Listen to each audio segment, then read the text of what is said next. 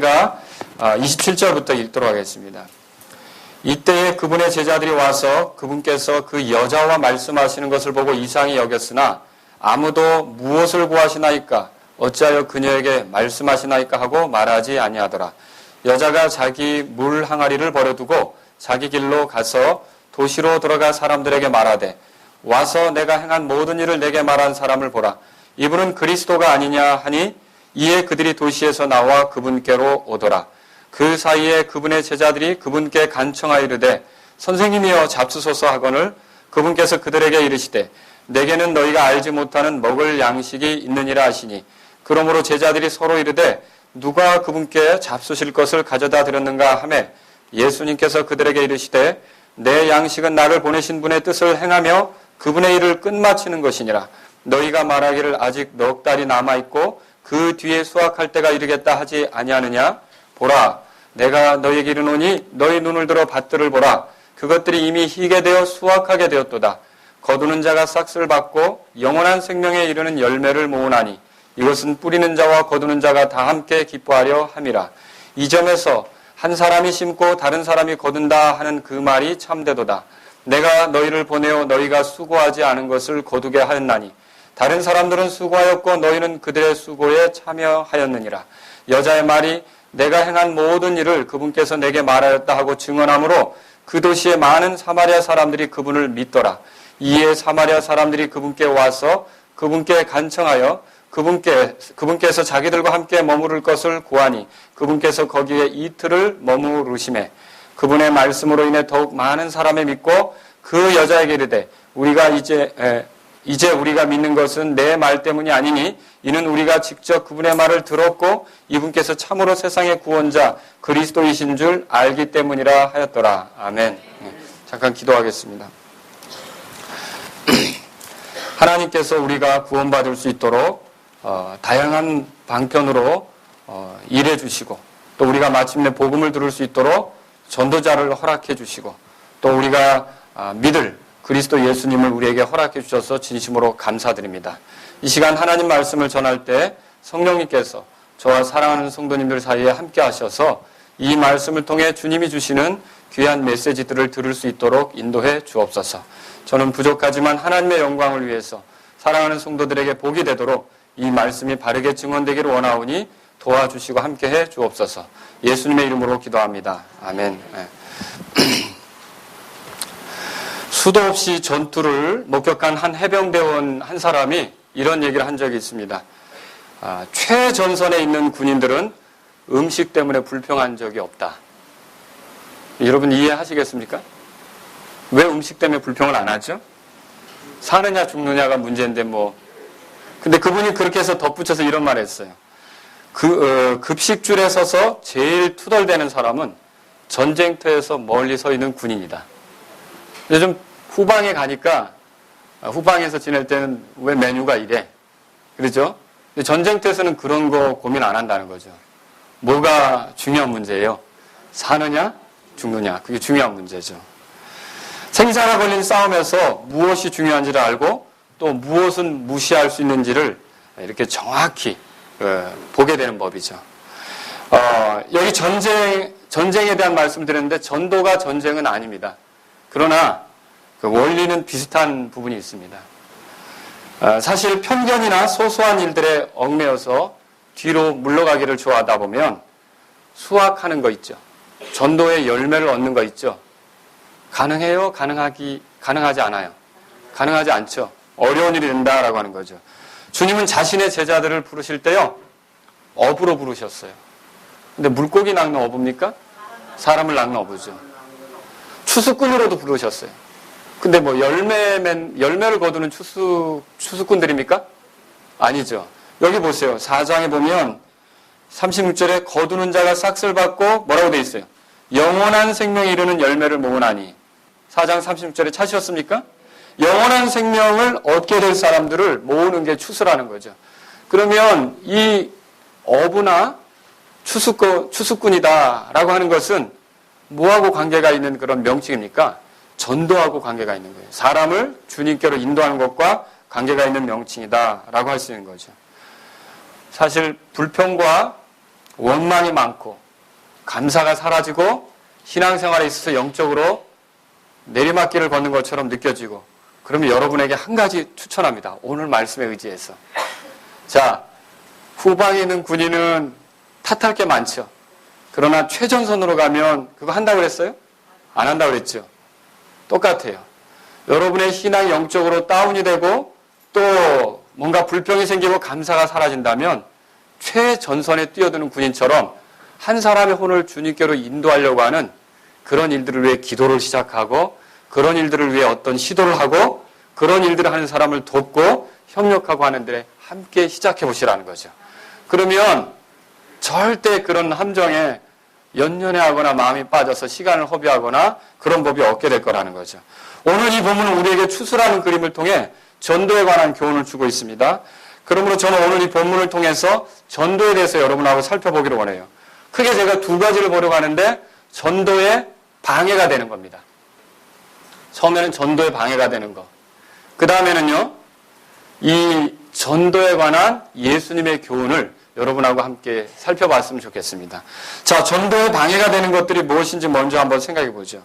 한 세 가지로 정리할 수가 있는데, 전도에 방해가 되는 것들은 다른 게 아니라, 첫 번째로 우리의 편견이나 편협한 생각이 전도를 방해한다라고 하는 거죠. 뭐라고요? 우리의 편협한 생각, 그렇죠? 편견, 이런 것들이 전도를 방해한다라고 하는 것입니다. 27절에 보십시오. 이때에 그분의 제자들이 와서 그렇게 말하고 있어요. 이때는 어느 때입니까? 앞에서부터 이렇게 문맥적으로 보면 사마리아 여자와 예수님이 대화를 나누고 있는 때죠. 사실 이때 제자들이 예수님과 사마리아 여자가 말씀하시는 걸 보고 27절에 보니까 이상히 여겼다 그렇게 써 있어요. 이 이상히 여겼다는 말은 놀랬다라는 뜻이에요. 예수님께서 사마리아 여자와 말씀을 나누시는 것은 이 제자들의 눈에는 놀랍고도 비상식적인 일이었어요. 왜 그랬죠? 유대인하고 사마리아인하고 상종하지 않잖아요. 더군다나 남자가 지금 여자를 놓고 얘기를 하고 있다고요. 자, 근데 만일 이 제자들이 항상 생각 속에 전도에 대한 생각이 있어요. 지금도 주님이 전도 대상자를 놓고 말하고 있다. 그러면 놀랄까요? 옆에서 기도할까요? 기도하겠죠. 근데 이 제자들의 생각 속에는 전도에 대한 생각이 없는 거예요. 그게 전도를 위한 것이다. 주님 자신을 알리기 위한 것이다. 라는 생각이 없는 거죠. 그리고 전도가 없고 심지어 이 사마리아 여자가 그분에게 있어서 전도 대상자일 거라는 생각이 있어요? 없어요? 없는 거죠. 그러니까 이상하게만 생각되는 거죠. 그 편견이 결국 예수님이 자기 자신을 소개하는 문제를 놓고 볼 때 이상하게 생각이 들도록 만들었다라고 하는 것입니다. 그 당시 만약에 이 사람들이 할 말이 있었다. 정말 입을 열어서 어떤 그 당시의 분위기가 예수님에게 도대체 뭐 하시는 겁니까? 물을 수는 없는 분위기였는데 너무나 진중하고 예수님께서 아주 진지하게 그 여자를 대하고 있는 상황이라 그럴 수는 없었는데, 만약 이 제자들이 말을 했다면 이런 말을 했을 거라는 거죠. 27절에 나온 대로 무엇을 구하십니까? 어찌하여 그녀와 말씀하십니까? 이렇게 이제 따졌을 거라는 거죠. 사실 우리도 종종 이런 함정에 빠지지 않습니까? 어떤 사람이 예수님을 믿을 거라는 기대를 못해요. 그런 사람은 전혀 구원 대상자라고 생각하지 못해요. 분명히 구원받아야 될 죄인이에요. 하나님의 사랑의 대상이 맞아요. 그런데도 우리가 그 생각을 못한다는 거죠. 왜 못하느냐? 그 사람이 살아온 어떤 방식, 그 사람이 말해온 태도, 그리고 그 사람이 추구하는 걸 보면 그 사람은 절대 구원받을 것 같지 않다라는 생각으로 우리가 아예 미리 마음으로부터 그런 선입견으로 이 사람은 안 될 거야 라는 생각으로 접을 때가 있다는 거죠. 여러분 그거 옳습니까? 그렇지 않다는 거죠. 물론 그 사람이 죽음에 이르게 되면 구원받을 기회가 있습니까? 회개할 기회가 있습니까? 그 사람이 돌이킬 기회가 있습니까? 없죠. 그러나 그 사람이 죽음에 이르기 전까지는 하나님께서 저나 그 사람에게 여전히 똑같이 비를 주시고 있어요. 저나 그 사람에게 여전히 햇살을 주고 있어요. 그리고 저나 그 사람에게 여전히 하나님께서 그 십자가의 사랑의 그 놀라운 은혜가 풍부하게 영향력을 미치기를 하나님께서 원하고 있는 거 맞습니까? 그렇다면 우리가 어떤 선입견을 가지고서 그 사람은 안 될 거야 라는 생각으로 포기하고 또 복음을 전할 대상으로 생각지 않고 이렇게 하는 것은 옳지 않다는 거죠. 일찌감치 누군가를 놓고 그는 힘들 거야 하면서 복음 전하는 일 자체를 포기하는 것은 우리의 전도를 방해하는 것이 된다라고 하는 것입니다. 두 번째 방해거리를 소개할게요. 두 번째 방해거리는 뭐냐면 우리 일상에서 만나는 문제를 더 크게 여기는 거예요. 우리의 그 육신적인 문제죠.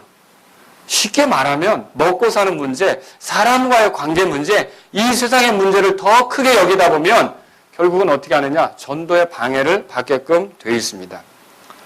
여러분에게 질문합니다. 이 성경을 읽었으니까 제자들이 왜 사마리아 도시로 들어갔습니까? 먹을 거 구하러 들어갔죠? 그리고 예수님께 와서 제자들이 하려는 일은 뭡니까? 잡수세요. 성경에 나오죠? 31절에 그렇게 써있죠? 잡수세요. 이 본문에 보면 제자들의 생각은 전적으로 음식에만 있어요. 음식을 구하러 가는 거. 음식을 구해가지고 와서 누구 드리려고 해요? 예수님. 왜냐하면 예수님이 시장하시고 지쳐 있을 거라는 걸 알고 있다는 거죠. 유대로부터 지금 함께 걸어온 거 아닙니까? 아무것도 못 드셨고 지쳐 있을 것이다. 그래서 그들의 생각에 온전히 무슨 생각이 가득하냐면 먹을 걸 드릴 생각으로 가득하다라고 하는 것이죠. 근데 보세요. 6절에 보십시오. 6절에 이제 거기에 야곱의 운물이 있더라. 그런즉 예수님께서 여행에 지치셨으므로 그랬죠. 예. 근데 제자들이 왔을 때, 제자들이 사마리아 그 도시에서 음식을 사가지고 돌아왔을 때 예수님의 모습은 어땠을까요? 지쳐 있었을까요? 뭔가 힘이 나고 있어요. 뭔가 생동감이 있어요. 예수님에게 지친 기색은 보이지 않아요. 놀랍지 않습니까? 그래서 도대체 누가 먹을 걸 드렸냐 이렇게 말할 정도예요. 여러분 성경 읽어보셨죠? 그렇게 얘기할 정도라는 거죠. 자, 도대체 그러면 이 제자들은 그때 잡수소서라고 할 게 아니라 아니 주님 뭐가 그렇게 좋은 일이 있으세요? 뭐가 그렇게 주님을 기운나게 하셨습니까? 뭐가 기운나게 했습니까? 뭐가 그렇게 즐거운 일이 있으세요? 전도나 이런 그 한 사람의 회심에 대해서 관심이 있었더라면 아마 그렇게 달려들지 않았겠습니까? 근데 그들의 생각에는 온전히 뭐만 있어요? 음식, 먹어야 된다. 이게 전부라는 거죠.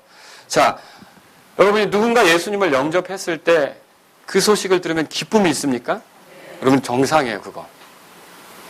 누군가 이번 주에 돌아오는 주에 침례받을 준비를 하고 있어요. 그런 소식 들으면 여러분이 어때요? 마음이 즐겁습니까? 저는 그런 경우도 본 적이 있어요. 어떤 교회 안에서 정말 어렵게 한 청년이 예수님을 영접했는데 그 교회 성도들이, 그 교회 청년들이, 같은 동료들이 정말 기뻐해야 되는데 별로 그거 기뻐하지 않더라고요.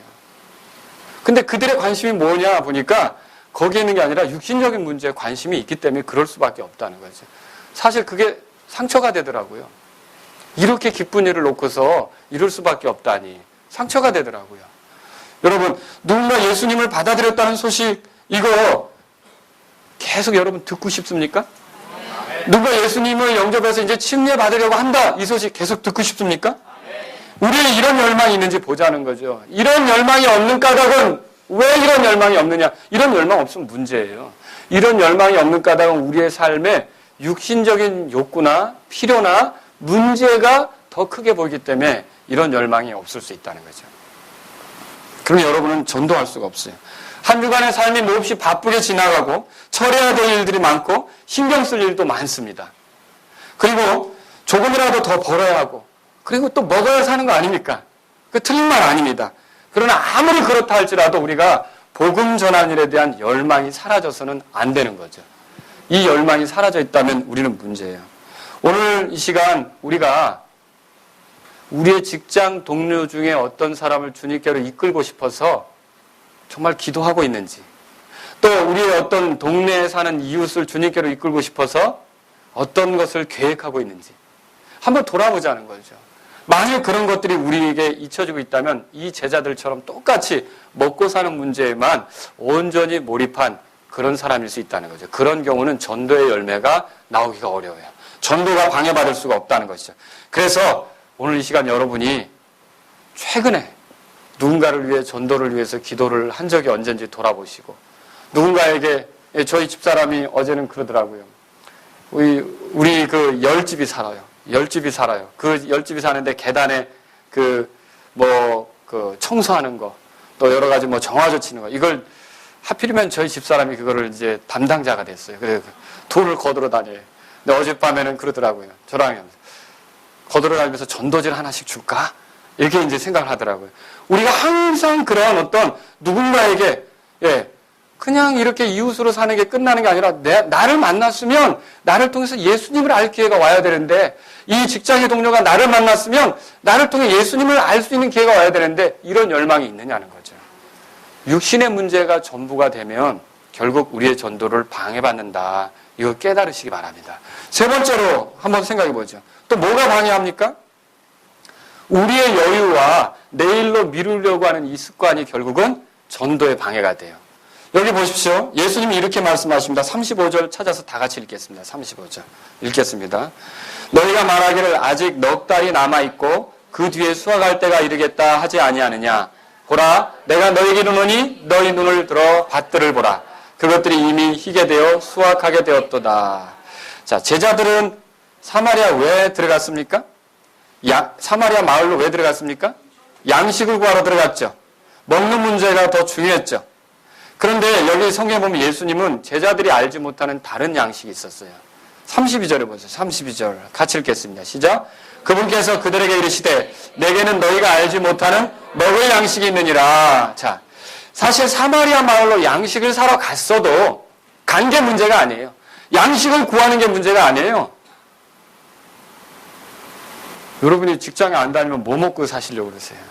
그죠? 돈을 버는 게 문제가 아니라고요. 어떤 육신의 문제를 위해서 나아가는 게 문제가 아니라고요. 우리는 어차피 하나님께서 육신을 가지고 있기 때문에 그런 문제들을 해결해야만 살아갈 수밖에 없어. 살아갈 수 있는 거죠. 그렇죠? 해결하지 않고는 살아갈 수 없는 거고. 근데 여기 보십시오.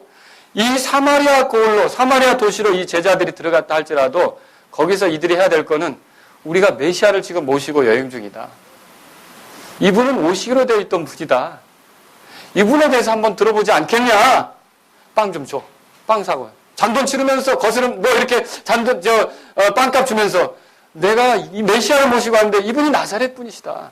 한번 들어보지 않겠느냐? 해야 돼요, 말아야 돼요. 당연히 해야죠. 그렇죠? 예수님을 모신 제자들로서 예수님에 대해서 소개하려고 해야 되는 거 아닙니까? 그러나 이 제자들에게 그것이 없었어요.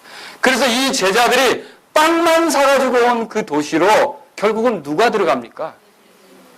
사마리아 여자가 들어가죠. 사마리아 여자가 들어가서 예수님을 전하잖아요. 원래 누가 했어야 되는 거예요? 제자들이 갔을 때 빵만 가지고 올 게 아니라 그 사람들을 잔뜩 데리고 왔어야 돼요. 그렇게 믿으십니까? 잔뜩 데리고 와서 빵 얻어는 거 주님 만나겠다고 이렇게도 왔어요. 해야 되는 거 아닙니까? 근데 이 제자들은 그 일을 했어요, 안 했어요? 안 했던 거죠. 그저 먹는 양식에만 급급해 있던 거예요. 아버지의 일이 뭔지, 아버지의 뜻을 행하는 것이 뭔지에 관심이 없는 거예요. 아버지의 일은 뭡니까? 결국 죄 가운데 죽어 마땅한 사람들이 예수 그리스도를 통해 생명을 얻고 영원한 생명으로 인도되는 게 아버지의 일 아닙니까? 아버지의 뜻 아닙니까? 그 뜻을 위해서 예수님께서 오신 거 아닙니까? 그러면 이런 일들에 관심을 가져야 되는데 제자들은 관심이 없었어요. 결국 사마리아 여자가 그 일을 대신했던 거죠. 사마리아 여자가 물동이를 버려두고 들어간 거 아닙니까? 여러분 보세요. 35절에 보면 사실 사람들은요, 아직은 아닐 거다라는 생각으로 추수를 미루는 버릇이 있어요. 사마리아 사람들을 놓고 아직 넉 달이 남아있고 그 뒤에 수확할 때가 이르겠다 하지 아니하느냐. 자, 너희들은 그랬어요.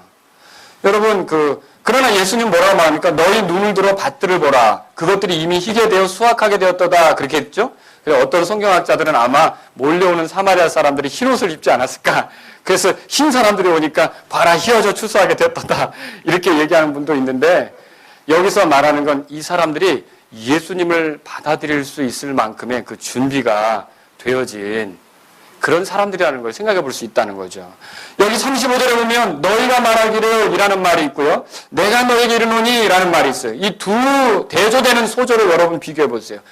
전자 있죠? 너희가 말하기를 이건 제자들이 하는 말인데 자연적 추수를 말합니다. 그러면 내가 너에게 이르노니 라는 건 주님이 말하는 것인데 영적 추수를 말합니다. 자연적 추수, 전자는요, 민 이삭을 모아들인 걸 말합니다. 후자는 영원한 생명에 이르는 자들을 모아들인 걸 말하는 거죠.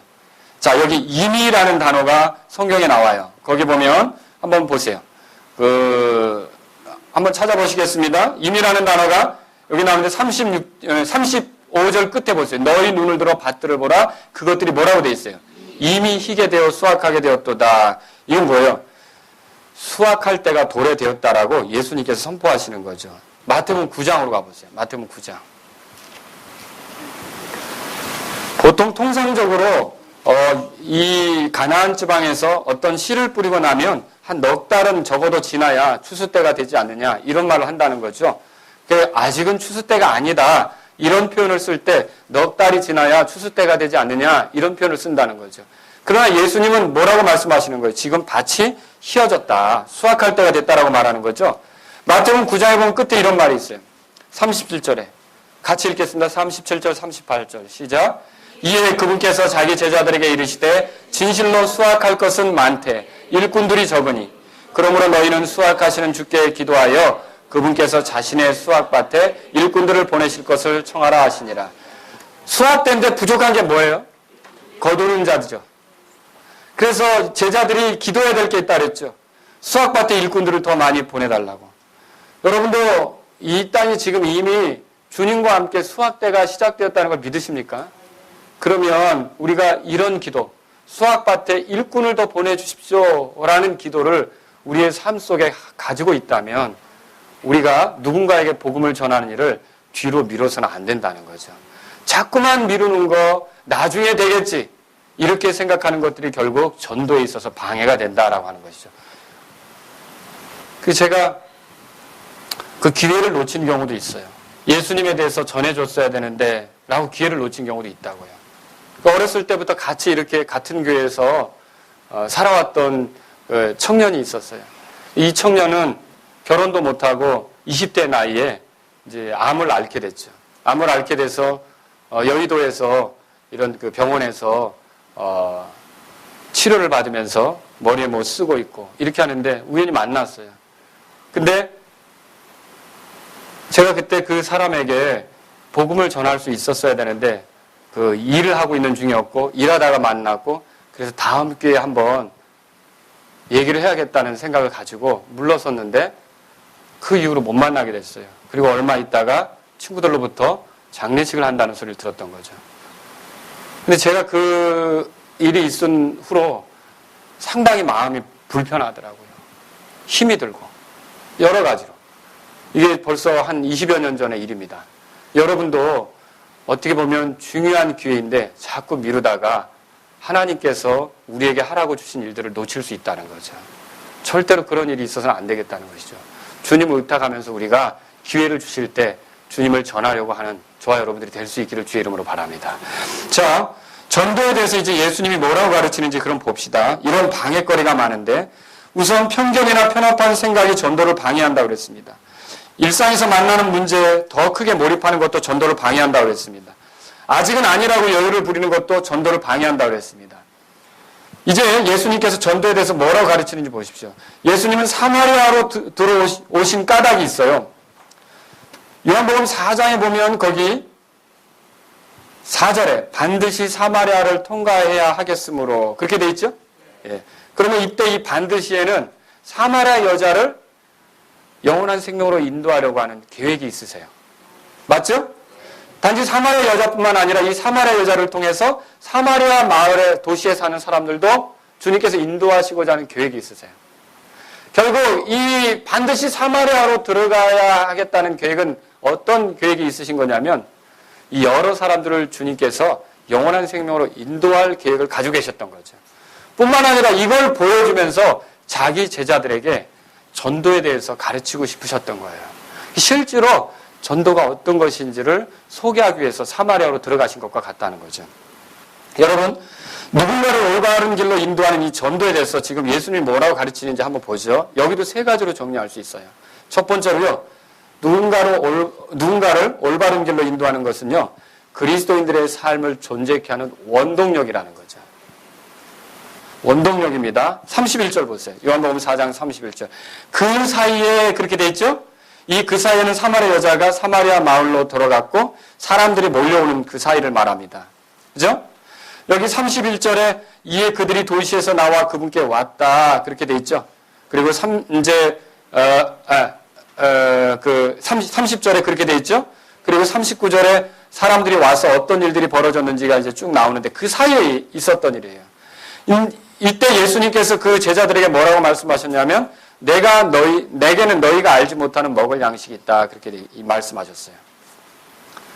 아까도 말씀드렸지만 예수님은 야곱의 우물에 걸터 앉으실 때만 해도 몹시 지치신 모습이었어요. 근데 지금은요, 제자들이 보니까 뭘 드신 것 같아요. 그래서 아까도 말했지만 도대체 누가 먹을 것을 드렸냐 이렇게 얘기하는 거죠. 여러분, 사마리아 여자가 야곱의 그 우물물을 기를 때 생수를 준다고 했을 때 그거 이해했어요? 못했어요? 못했죠.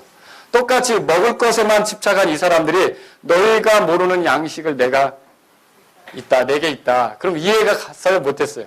이해 못했던 거죠. 똑같은 형식이에요. 육신적인 것에 빠져 있다 보니까 영적인 것을 이해하지 못하는 사람들을 보게 되는 거죠. 여기 예수님의 양식은요, 제자들이 알지 못하는 것이었어요. 이스라엘 백성도 만나를 먹었지만 만나에 대해서 잘 몰랐어요. 그렇지만 그 만나를 먹고 살았던 거죠. 똑같이 이 예수님께서도요, 그들이 모르는 양식을 가지고 계세요. 근데 예수님은 그걸 통해서 지금 살아가고 계신 거죠. 여기서 이 양식은 뭡니까? 오늘 드셨어요? 여러분? 뭔가? 점심 때도 드실 걸 기대하고 있죠? 오늘의 메뉴는 뭘까? 그리고 저녁 때도 드셔야겠죠? 자, 계속 우리는 뭘 먹으면서 삽니까? 안 먹으면 어떻게 될까요? 결국 여러분 힘을 잃게 돼요.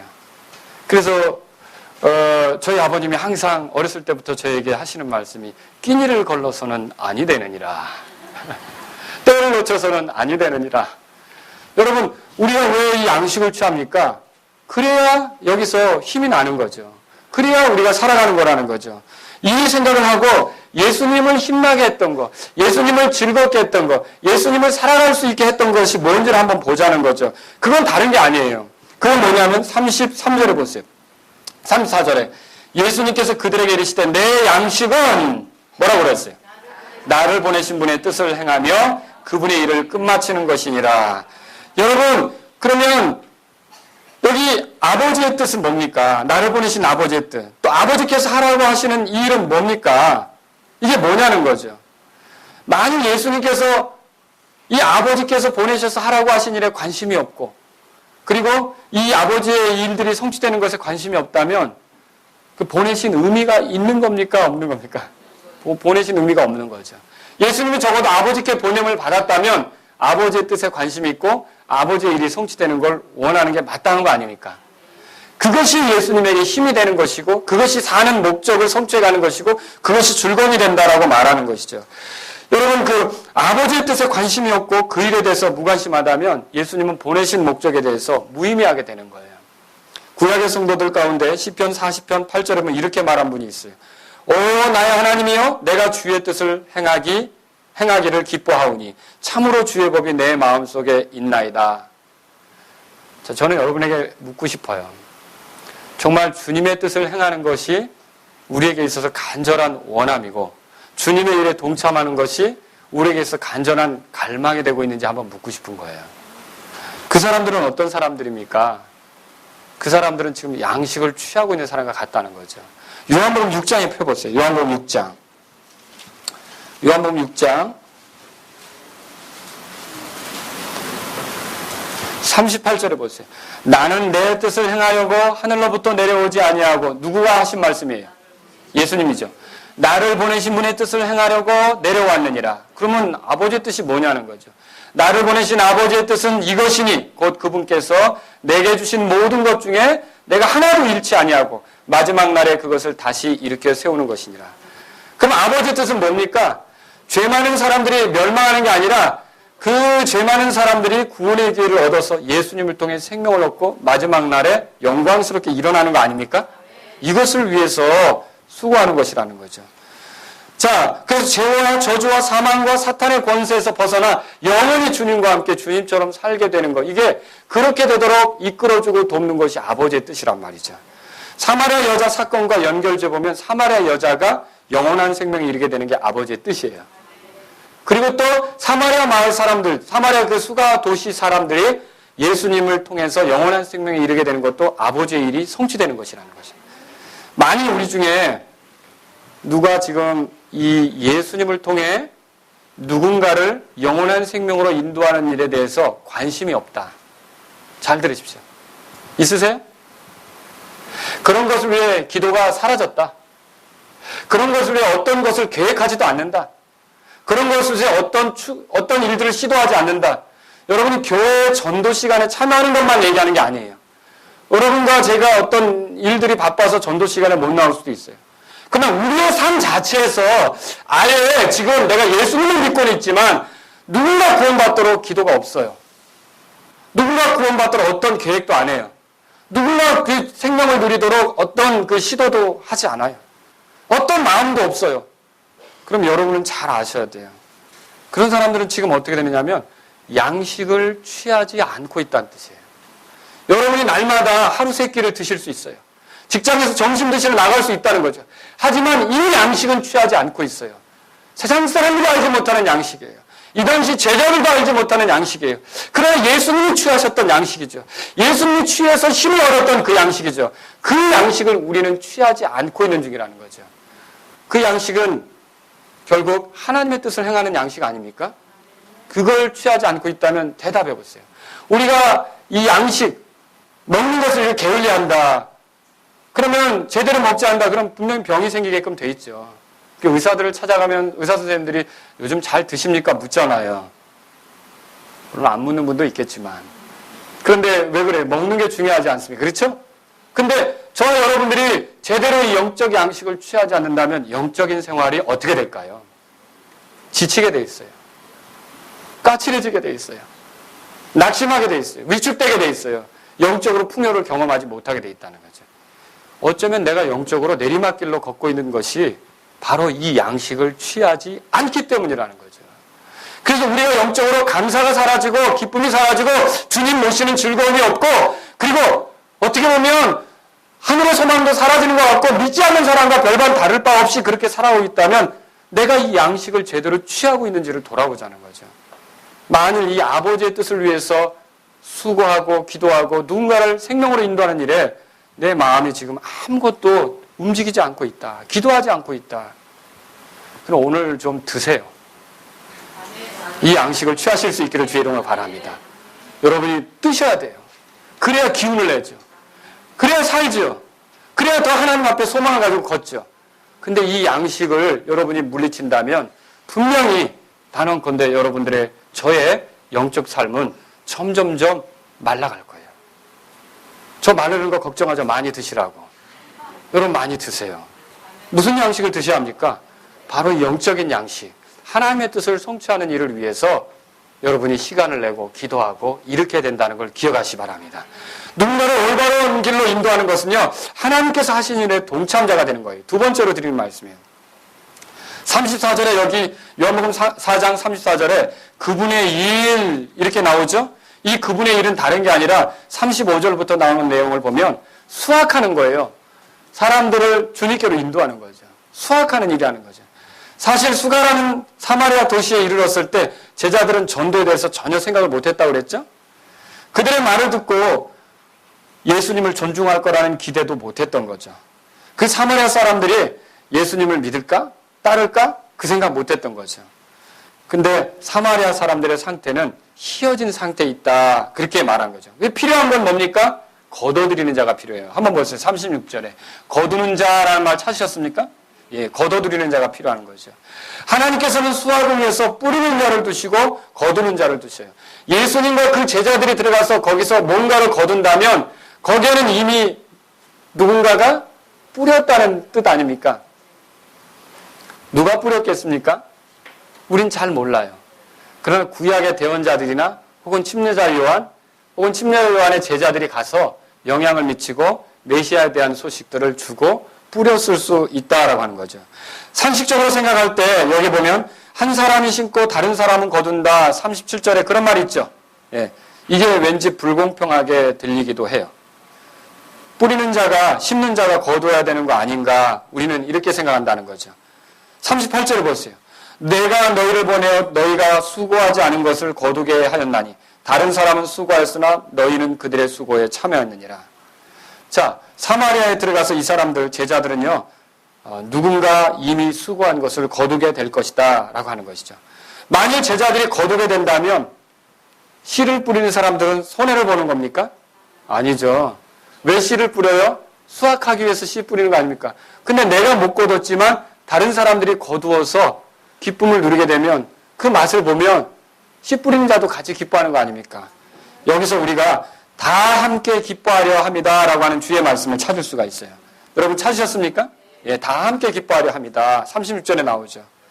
제가 여러분에게 드리고 싶은 말씀이 있어요.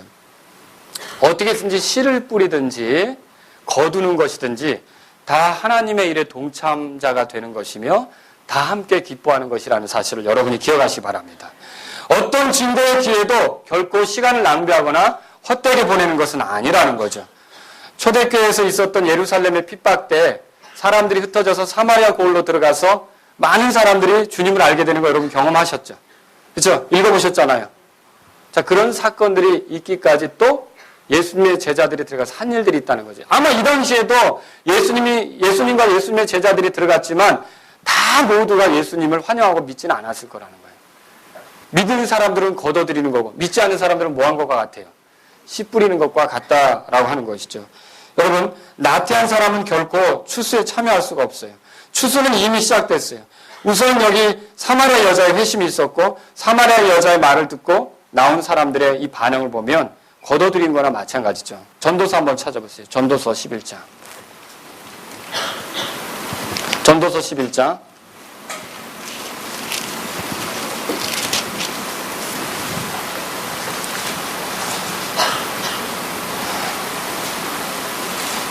사절에 보세요. 4절에 보면 같이 읽겠습니다. 읽겠습니다. 시작. 바람을 살피는 자는 씨를 뿌리지 못할 것이요 구름들을 주목하는 자는 거두지 못하리로다. 그래서 많은 핑계와 이유가 있어서 이렇게 자꾸만 피해가고 빠져가려고 하다 보면 결국 하나님의 일에 동참하지 못하게 돼요. 추수에 참여할 수가 없게 된다는 거죠. 누군가를 올바른 길로 인도하는 것은 하나님께서 만들어 놓으신 그 기쁨에 동참하게 되는 것이라는 걸 믿으시기 바랍니다. 세 번째로 드리고 싶은 말씀이 있습니다. 누군가를 올바로 인도하는 길은요, 한 개인의 간증으로 시작될 수 있습니다. 그러나 궁극적으로는요, 주 예수님의 말씀을 통해서 그 사람들이 변화가 되게 되어 있습니다. 간증은 변화된 이 한 여자로부터 시작되고 있어요. 여자가 물 항아리를 버려두고 갔다라는 말이 있어요. 28절에 나오죠? 예, 여러분, 자기의 물 항아리를 버려두었다. 이거 잘 들으세요.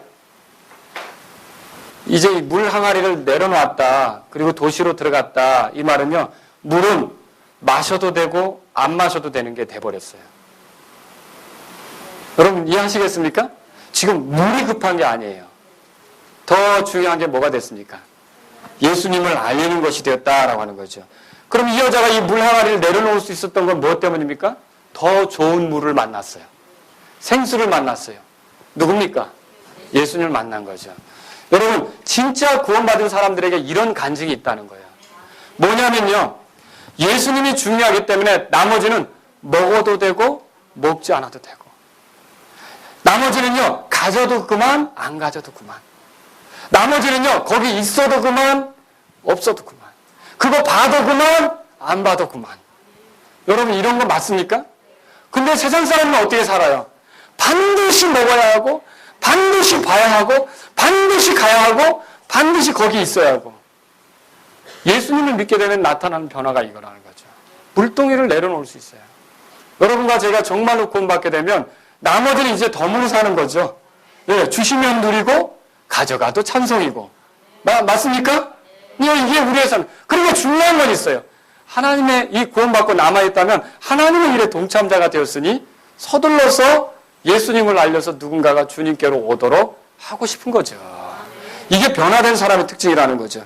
여기 또 두 번째로 보고 싶은 게 있어요. 이 여자의 변화에 대해서 생각해 볼 때 물동이를 내려놨을 뿐만 아니라 이 여자가 들어가서 28절에 보니까 사람들에게 말했다고 돼 있어요. 사람들에게 말했다고 돼 있는데 이 사람들이 이 영어성에 보면 남자들에 가서 또 얘기한 거예요. 이 사람들이라는 의미가 여기 보면 또 남자들이라는 의미가 더 강하게 와요. 한번 보세요.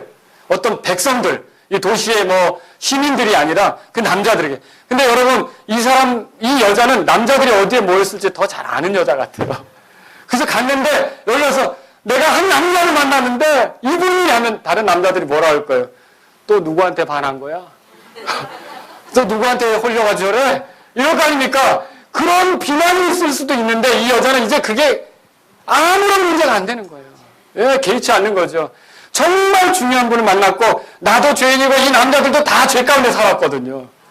그런데 내가 이분을 만난 것처럼 이 남자들도 다 예수님 만나서 변화가 되기를 원하는 거예요. 사람들이 나에게 손가락질 할지도 모르지만 그거 상관없어요. 가서 전하고 싶은 거예요. 진짜로 예수님을 만나게 되면 변화되면 다른 사람이 나에게 뭐라고 말하는지가 이젠 중요하지 않아요. 그들이 예수님을 만나면 나처럼 변화될 수 있다는 소망과 기대가 있기 때문에 즐겁게 간다는 거죠. 여러분 이런 변화된 간증이 있으십니까? 이거 우리가 생각해 볼 필요가 있다는 거예요. 그리고 여자에게 또 볼 수 있는 그 변화가 있어요. 그건 뭐냐면 29절에 보세요. 와서 내가 행한 모든 일을 내게 말한 사람을 보라 그랬어요. 여기 와서 보라라는 표현이 있어요. 종종 성경에서 와서 보라 이런 표현이 나오는 건 무슨 뜻이냐면요.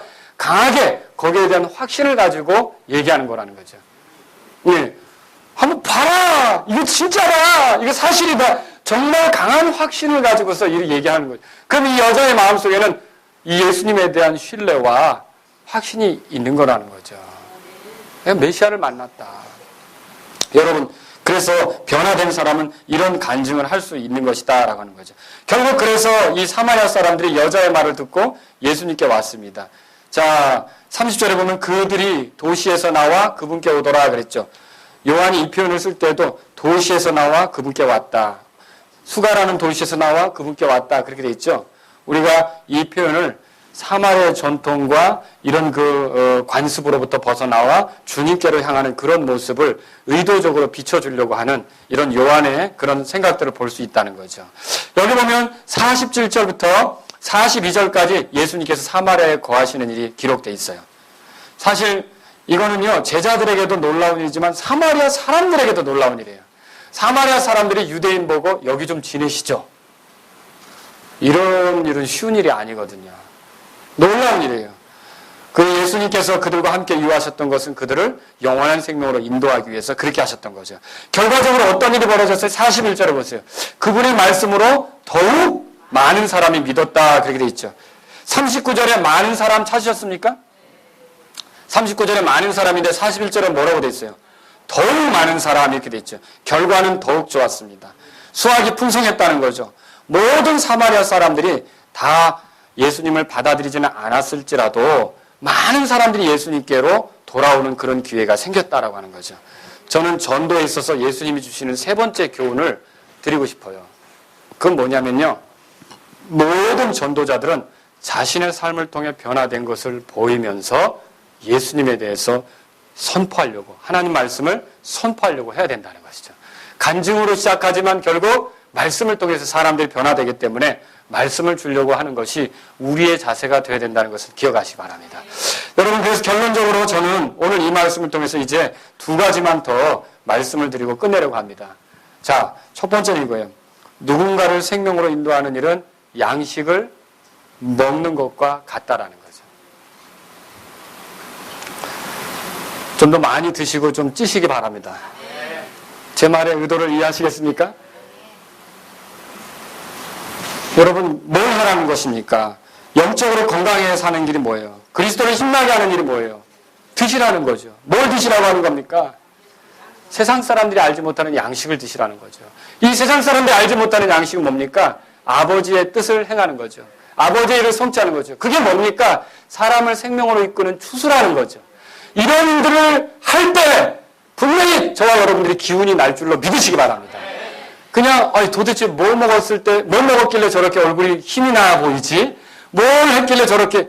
실제로 저도 좀 지치고 다운이 돼 있다가도 복음을 전하러 가서 예수님을 만나고 무릎 꿇고 예수님 기도한 사람 만나고 돌아오면 안 먹어서 조금 전까지만 해도 좀 기운이 없었는데 막 즐겁고요. 뭐 힘이 나고요. 그런 경험이 있어요.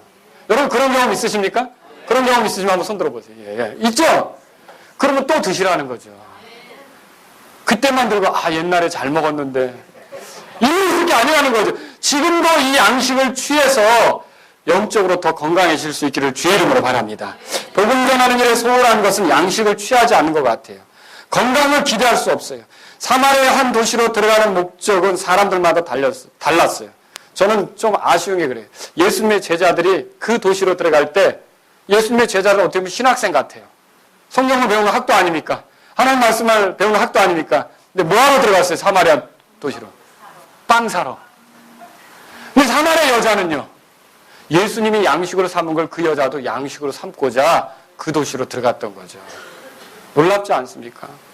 오늘날 우리가 성경을 많이 알고 있으면서 육신적인 일에만 몰두할 수 있어요.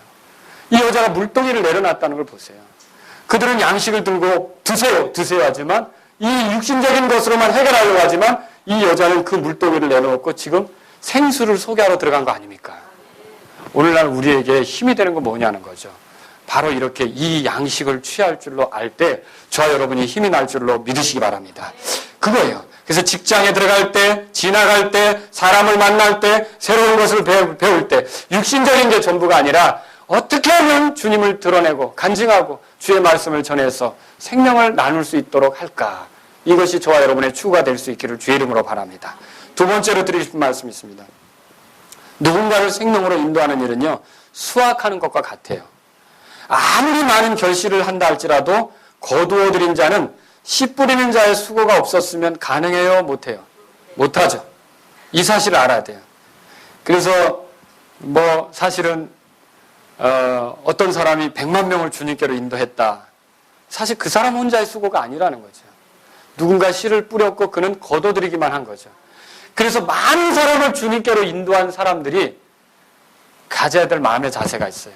그건 뭐냐면 이게 다 함께 기쁨에 참여하도록 누군가 씨를 뿌려서 된 것이기 때문에 우쭐대서는 안 된다는 거죠. 전도왕 이런 타이틀을 붙여주고요. 그럼 막 우쭐대려고 그래요. 내가 얘기만 하면 다 설득돼. 내가 말하면 다 믿어. 여러분 아니라는 것이죠. 우리가 많은 사람을 주님께로 인도할수록 더 겸손하게 생각할 수 있기를 주의 이름으로 바랍니다. 또 이게 협력관계라고 하는데 보세요. 내가 씨를 뿌렸는데 그 사람이 당장 예수님을 안 믿었어요. 그럼 헛된 겁니까? 그러니까 낙심하지도 말라는 거죠. 우쭐대지도 말고 낙심하지도 마세요. 왜냐하면 내가 씨를 뿌린 게 헛되지 않도록 누군가는 또 거둘 거라는 거죠. 누군가는 이래서 그 사람이 예수님을 알도록 기회를 줄 거라면 우리가 나갔을 때 전도할 때 차가운 시선, 냉랭한 말, 그리고 전도제를 받는 둥 마는 둥 하는 태도, 그래도 어쨌든 주머니 집어넣고 가죠, 그 사람들이. 그럴 때 우리 낙심하지 말고 주님이 다 함께 기뻐하도록 나를 통해서는 지금 씨 뿌리는 일을 하게 하신다. 여러분 그렇게 하면서 즐겁게 주의를 하실 수 있기를 바랍니다. 그것이 결국 우리가 이 주님이 하시는 일에 동참하게 되는 일이라는 거죠. 저는 오늘 여러분들이 전도에 방해가 되는 것들을 치우고 열심히 복음을 전함으로 영적으로 더 건강해지를 주의 이름으로 바랍니다. 그것을 원해서 말씀드렸습니다.